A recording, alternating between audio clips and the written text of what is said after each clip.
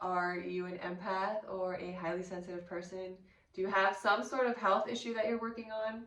In this video, I am going to go through some of the most common health manifestations that appear in empaths and highly sensitive people, so you can better understand where this is actually coming from a root cause. If you are new here, my name is Dr. Kayla Clark. I'm a naturopathic doctor and intuitive empath, and I am super passionate about helping modern humans bridge the gap between the science and the soul, their mind and their body, so they can really feel their best and bring their best to the world. So as empaths, our highly sensitive nervous systems are wired differently. We're wired to receive and integrate a lot of information, some of this on the conscious level, some of this on the energetic level that we can't quite perceive all of the time. But because we live in a world where many of us weren't taught how to actually speak this language or what to do with all of this information coming in, we kind of just like put it there. And many of us can't really, we don't know how to integrate it, we don't know how to get rid of it, we don't know what to do with it. So unfortunately, a lot of the time this manifests as mental health issues, and it manifests in the body as an actual physical imbalance. So in this video, like I said, I'm going to talk about these physical manifestations of health that can come from empaths being overwhelmed, essentially. So the first one is anxiety and mental health issues. The second one is eczema and allergies. The third is chronic fatigue and energy issues. The fourth is gut health issues. And the fifth is hormone issues. So if this sounds like you, if you're an empath, a highly sensitive person, and you're dealing with any of these following issues, please watch on. The first and perhaps most obvious one is anxiety and mental health issues, but particularly anxiety.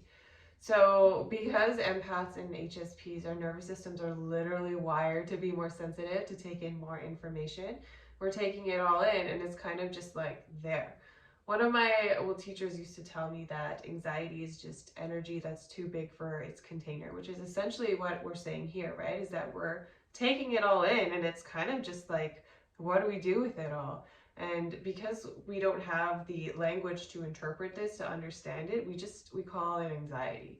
And it shows up and it manifests differently in our bodies. And this is why I encourage sometimes to not label it as much as anxiety so much and like try and figure out where it's coming from, but rather tune in to where it is in your body. So this is a technique that we can use to actually dispel it.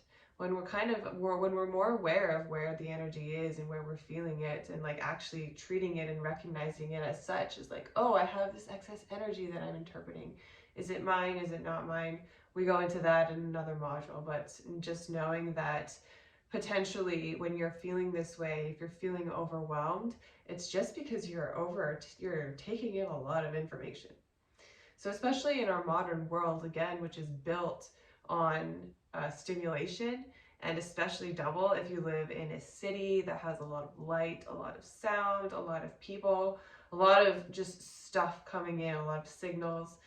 You might notice this, especially that you start feeling this discomfort, this energy, this is like too much stuff.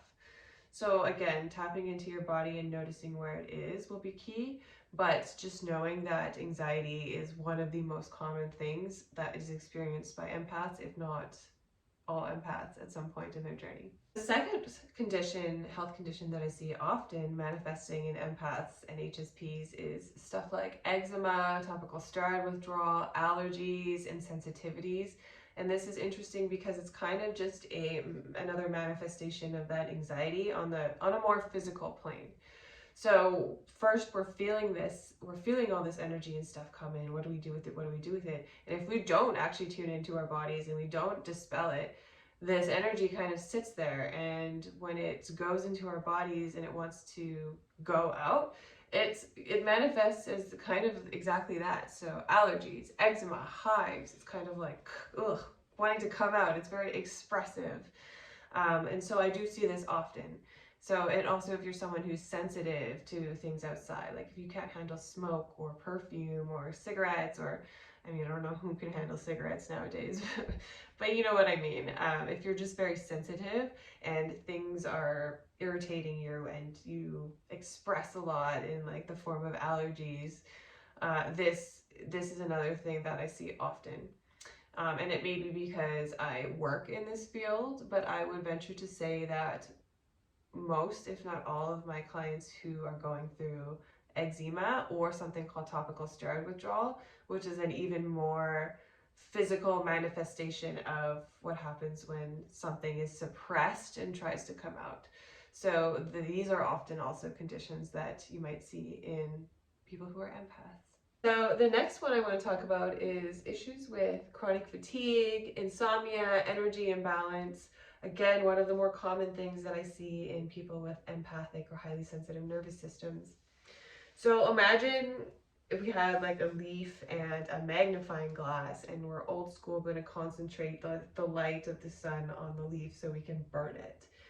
So if all of this energy from outside is being concentrated on this one thing or being absorbed by this one area, the first thing it's going to do is get really anxious. Step one, it's going to get really expressive, allergies, eczema, like it's going to go into the body and it's going to start to burn. And then eventually it's just going to crisp up and disappear because we burned through it all and it's just completely depleted. So here we are at more of a chronic fatigue issue sort of state. When I think of people who are empaths or highly sensitives that have come to this state, it's almost like I say either two ways of being here. One is shut down completely, like I'm in a ball, I put up a wall, I can't handle the sun coming up or the light coming in, I put up a shield and I'm completely walled off. And then the other is like, I'm so open and I can't fight the light that's coming, so just come burn me and move through me. And either way, it can end up more of like dissociative state or depleted state or both. But essentially what I'm trying to say is the person's completely burnt out. All this energy's fatigued them.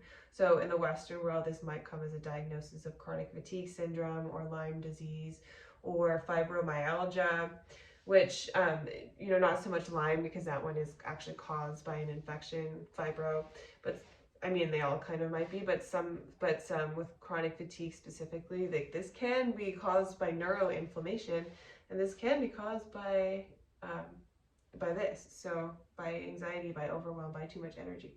So don't underestimate the power of the mind-body connection and how it can actually manifest. So when I talk about energy imbalances and fatigue and all this kind of stuff, it can go on the spectrum from not able to sleep, and then eventually it could potentially move into a state of inability to function and having no energy at all. I'm not saying you'll get there or that this will happen, but many of the people that function in this state are very obviously depleted and tapped out energetically, and empaths are prone to this. So it's definitely something to be aware of. Gut issues. So our gut is directly tied to our nervous system in so many ways. Our microbiome runs the show. 95% of our serotonin and half of our dopamine are produced in our gut.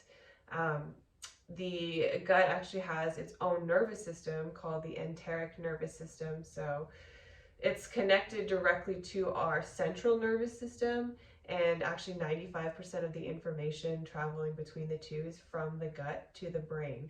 So we start to see that the enteric nervous system, which is our gut's nervous system, is so important in interpreting outside information, in food, in intuition, and transmitting it to the central nervous system. So if we are constantly as empaths getting overwhelmed and inundated with information, and our enteric nervous system, our gut nervous system, is partly involved in receiving this, a lot of it might manifest directly as physical issues in the gut. So constipation, diarrhea, IBD, even autoimmune, like this is going on a deeper level, chronic diseases, bloating, whatever you might have it can show up directly in the gut this way. So any sort of gut issue, nervous issues, any sort of gut issue can be directly tied to a nervous system issue, and often is. Obviously, with all of these, we are also working on the physical plane to figure out how we can optimize it. But I can guarantee you that the nervous system and mind, mental health, mind-body connection is involved in 100% of imbalances and disease. And another way that this energy and overwhelm from the nervous system can get translated into the physical body. Sorry, I just inhaled water down the wrong thing and had a coughing fit, which is why my face is super red now. But anyways, Another way that it's translated into the physical body is in the hormonal system. So when our nervous system is interpreting all of this information, it is coming in as stress, like it's feeling it as stress. And so it tells the way that our nervous system tells our body that we're stressed is the language of cortisol and hormones. And so we'll up the cortisol. Cortisol is directly involved with all of our hormonal pathways, and so this is how it'll be affected. I'm talking here mostly in women. It'll cause issues with our periods. We could have irregular periods, PMS. One of the most common issues and biggest and most impactful things is sex drive and libido. Usually one of the first things to take, and this has to do with, yes, our bodies, our physical chemicals, our hormones, but also a lot to do with our feelings of connection and mindset and safety. Right? When we're unregulated, when our nervous systems are either intaking a lot of what's not ours, and it's not confused, but confused because it doesn't know what's coming in, what's not ours, it is going to go into a state, again, of dissociation or protection or eventually burnout. And as we know as women, we need to feel safe and protected and nurtured and connected if we want to have good sex. That's just how it is. And so this is one of the first things to go as well. So in this video, I have just talked about some of the most common health issues that come about from being an empath or highly sensitive person.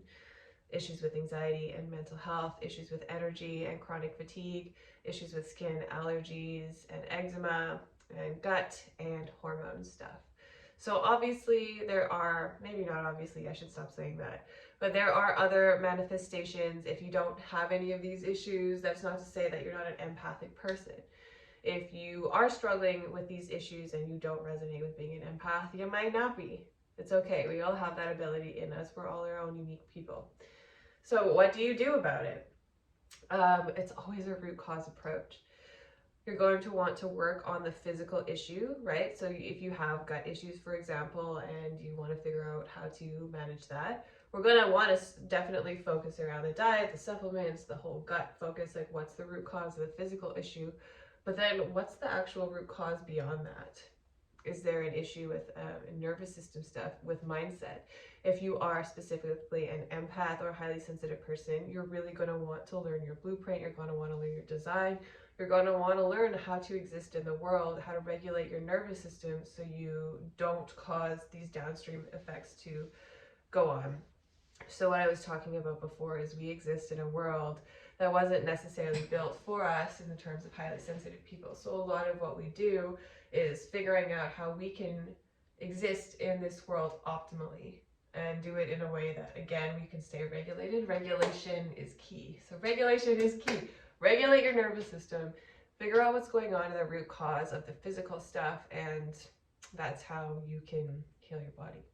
So I'm a firm believer that the body is always moving towards balance. It wants to heal for you. It's not going against us. We just kind of have to figure out how to support it in the best way we know how. And if you are interested in learning about my approach and how I do that, I would love to tell you more about it. In the ReWilding Academy for the Modern Wild Woman, I take a high-level approach at your health and create for you a personalized plan to help you achieve all of these things that we just talked about. So targeting your health from a mind, body, soul perspective so you can target and achieve all of these things, feel your best on many levels, and then bring your best to the world. So if you enjoyed this video, I would love to see and hear more of you. Please comment below, give me a follow me on Instagram, and send me a message if you would like to learn more about working with me. Have a great day.